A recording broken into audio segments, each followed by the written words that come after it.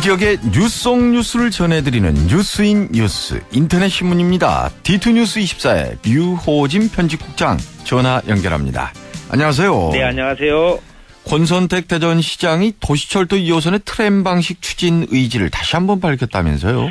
네, 그렇습니다. 어제 이 8명의 명예시장들과 이 간담회를 갖는 자리가 있었는데요. 이 자리에서도 이 도시철도 2호선은 트램 방식으로 운명지어졌으니까 되돌릴 수 없다 이렇게 강조를 했습니다.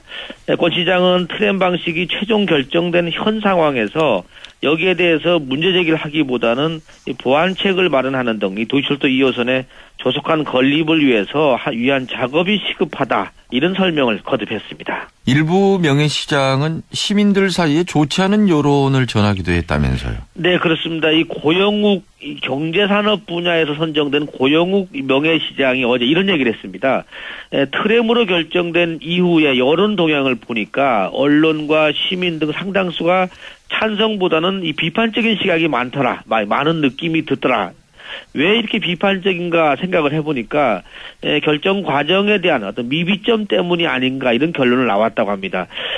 고명의 시장은 그러니까 노면 트램의 장단점을 알리는 것도 중요하지만은 왜 트램으로 결정되지 않으면 안 되는가 이런 결정 과정을 시민들에게 좀 상세하게 밝히는 것이 중요했다면서 이런 과정이 생략되다 보니까는 여론은 물론이고 시민들도 이 소극적인 시각을 가질 수밖에 없는 것 같다 이렇게 좀 쓴소리를 했습니다. 여기에 대해서 이제 권 시장은 또 얘기를 했는데요. 대전의 미래를 위해서 어쩔 수 없는 선택이었다 하면서 당위성을 설명했고요. 어제 앞서서 직장 교육도 있었는데 이 공무원들을 대상한 직장 교육에서도 트램이 대전의 목표다 이런 입장을 반복을 했습니다. 네. 효 문화뿌리 축제와 어린이집의 냉난방비 예산을 삭감한 대전 중구의회가 역풍을 맞고 있는 것 같아요.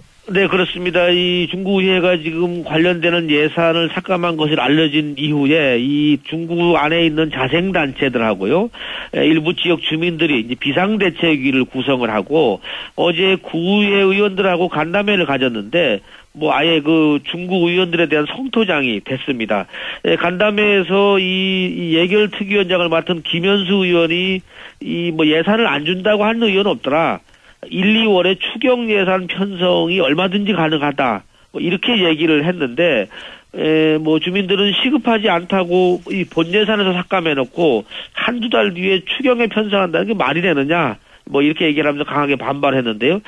비상대책위는 주민 소환 운동도 진행할 예정이다. 이런 얘기도 지금 나오고 있습니다.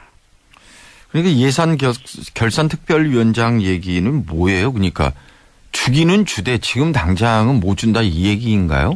네, 그렇습니다. 지금 시급성 차원에서 삭감을 했다고 하는데 그 부분도 조금 설득력은 좀 떨어지는 것 같습니다.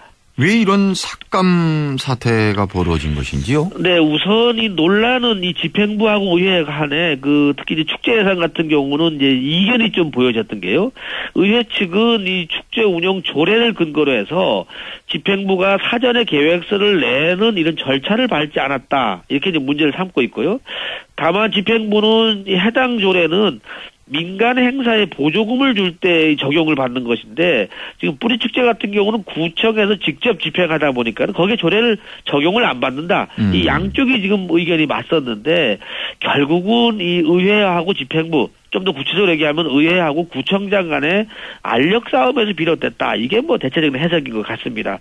또 하나 문제는 만약에 이제 지금 내일이나 모레 정도예요.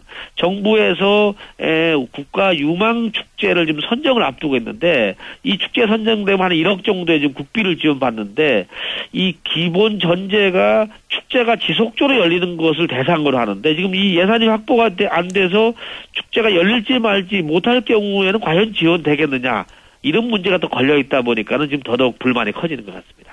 지역 축제 여는데 결국은 조례 적용의 적정성 여부 아니에요? 네, 그렇습니다. 그렇다면 이건 틀림없이 문서화돼 있을 건데 이건 시비거리가 되지는 않을 것 같고. 근데 이것이 오히려 시비거리가 된다는 자체가 고개를 좀 갸우뚱하게 하네요. 아무래도 이 감정이 좀 섞여 있는 것이 아닌가 이렇게 보여집니다. 시도 마찬가지고 나라도 마찬가지고 네. 감정이 왜 들어갑니까 거기에. 대전과 세종의 광역 경제권이 오히려 지역 생산성 향상에 효과가 있다. 이런 연구가 발표됐다고요? 네, 그렇습니다. 사실 이 지방자치단체 간에는 뭐 인구가 빠져나갔다, 늘어났다, 여기에 지금 희비가 엇갈리는 경우가 많은데, 세종시 출범에 따라서 형성되고 있는 대전, 세종 이 광역 경제권이 오히려 대전이라는 단일 경제권보다는 이 생산성 향상 효과가 있을 것이다. 이런 연구가 나왔는데요. 이거는 이제 한국은행하고 이 또 카이스트 교수팀하고 해서 이 세종시 출범이 충청 경제에 미치는 영향에 대한 조사를 했는데 연구 결과를 보니까 이 세종시 인구가 이제 목표치 한 30만 명 또 50만 명에 달할 경우에는 대전 단일 경제권보다요 한 0.3% 포인트 이 생산성이 증가하는 효과가 있는 것으로 지금 추정이 되고 있습니다. 아. 뭐 이 시너지 효과라고 볼 수 있을까요? 네, 아무래도 그렇습니다. 이 연구팀 조사를 보니까 세종시가 자리 잡으면서 이 고급 인적 자원이 이 많이 몰려드는 것, 이것도 어떻게 보면은 생산성에 효과가 있는 것이고, 또 하나는 계룡시가 출범하면서요, 이 고급 인력이 많이 유입되다 보니까는 이 충청권 이 경제권이 수도권의 산업체, 수도권에 있는 산업체가 내려오는 방식이 아니라 새로운 산업, 신산업 창출 방식의 발전 전략이 오히려 그쪽으로 전환하는 계기가 됐다. 이런 점에서는 이 새로운 가능성이다. 이렇게 보는 것 같습니다. 예.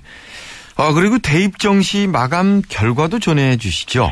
네, 뭐 최악의 물수능이다 이런 논란 속에서 이제 정시 모집이 어제 마감이 됐습니다. 대체적으로 지역 대학들 지원 경쟁률이 좀 오른 것으로 나왔는데요. 모집 정원을 봤더니 충남대 같은 경우는 평균 한 5.3대 1, 작년에 한 3대 1 정도보다는 상당히 올라갔고요. 한밭대가 한 2.8대 1. 공주대가 4.5대 1, 또 뭐 사립대 중에서는 한남대가 3.9대 1, 대전대가 5.3대 1, 중부대가 6대 1. 대체적으로 지난해보다 소폭 오름세를 보이고 있습니다. 예.